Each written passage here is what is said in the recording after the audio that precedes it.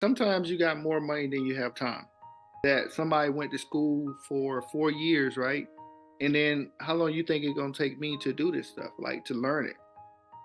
You see what I'm saying? I'm tapping Right, into other people, right? When I say OP, whatever, you just put OP and then another letter behind it, right? So right, other people experiences, other people degrees, other people knowledge, right, other people time, other people whatever, right? So I want to tap into that. The key to the key to becoming successful is to leverage other people something, right? So we got to become masters.